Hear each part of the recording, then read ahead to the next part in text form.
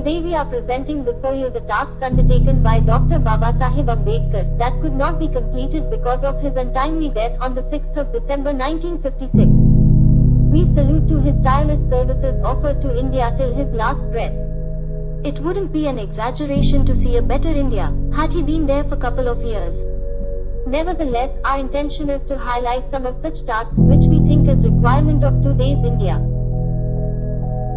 He left behind enough for taking forward. The unfinished agenda of Dr. Babasaheb Ambedkar. Training School for Entrance to Politics.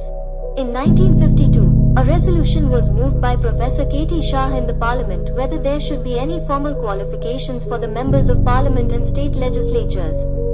The members felt that there should be some minimum educational qualifications. On this resolution, Dr. Ambedkar, as Minister of Law, suggested that instead of any formal qualifications, the contestants should have knowledge, meaning prajna, and character, meaning sheel. Babasaheb knew, it is very dangerous to have knowledge without character. Sheel means character, moral courage, ability to be independent of any kind of temptation, truthful to one's ideals. He is somehow not convinced with education as the only criteria, because that would deprive a large number of people from contesting. In India at that time education was in the lowest grade, not equally spread among all the communities. Therefore, true representation of all sectors was at risk. So, he suggested leaving the matter for the people to choose their representative of House of Parliament, instead of filtering the representative on educational criteria. Later, Dr. B.R.Ambedkar established the Training School for Entrance to Politics in July 1956, the first of its kind in the country. Dr. Ambedkar was the director and Shri S.S. Rege was the registrar. The objective of the school was to provide training of parliamentary legislative procedures, develop moral characters, develop oratory in order to put forth their views on various subjects like economics, political, social and parliamentary procedural matters. Dr. Ambedkar planned to deliver lectures on oratory in the month of December 1956 for the students of this school. But due to untimely demise he could not visit the school. The school started with 15 students and worked from July 1, 1956 to March 1957, that is less than a year. To set up a world Buddhist mission. Buddhism was deeply studied topic by Babasaheb. He expressed his love and affinity for Buddha from his childhood. Buddha was one of his gurus for several reasons. Buddha was born as human being and preached his gospel as a common man. He never claimed any supernatural origin or supernatural powers, nor did he perform miracles to prove his supernatural powers.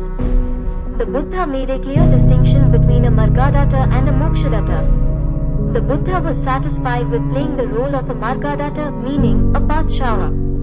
In the Mahaparinibbana Sutta, Buddha told Ananda that his religion was based on reason and experience and that his followers should not accept his teaching as correct and binding merely because they emanated from him. Being based on reason and experience, they were free to modify or even to abandon any of his teachings if it was found that at a given time and in given circumstances they do not apply. He wanted that it should remain evergreen and serviceable at all times. That is why he gave liberty to his followers to chip and chop as the necessities of the case required.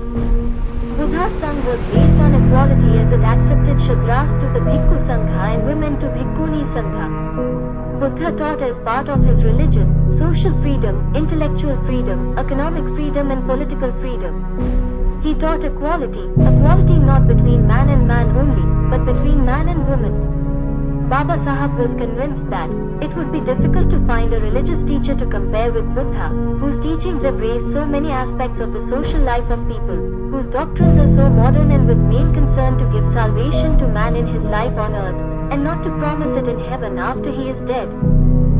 He realized the ideal of spreading Buddhism as extreme important. The following three-step model was proposed by Dr. Ambedkar. 1. To produce a Buddhist Bible. 2. To make changes in the organization, aims and objects of the Bhikkhu Sangha. 3. To set up a world Buddhist mission. His approach to this three-step model is as follows. 1. The Buddhist literature is a vast literature. Buddhism suffers for not having such a handy gospel. So Babasaheb compiled the literature in the book, Buddha and his Dhamma. 2. A Buddhist monk or bhikkhu has everything to do with the world unlike other sannyasi. Purpose behind this was to set up a society which would live up to the Buddhist idea embodied in the principles of Buddhism and serve as a model to the layman. 3. Without a mission, Buddhism can hardly spread. As education requires to be given, religion requires to be propagated. Propagation cannot be undertaken without men and money. If the countries which are Buddhist can develop the will to spread Buddhism, the task of spreading Buddhism will not be difficult. They must realize that the duty of a Buddhist is not merely to be a good Buddhist, his duty is to spread Buddhism. They must believe that to spread Buddhism is to serve mankind. But due to Babasaheb's untimely demise, the task of World Buddhist Mission remained unfinished. Organize under one leader, one party, one program. According to Dr. Ambedkar, the scheduled caste cannot capture the power by joining Congress. He said, "It is big organization and if we enter there, we will be mere like a drop in the ocean. Congressmen have great pride and we cannot raise ourselves by joining that organization. We will only increase the strength of our enemies by joining them. Congress is a burning house and we cannot prosperous by entering in it.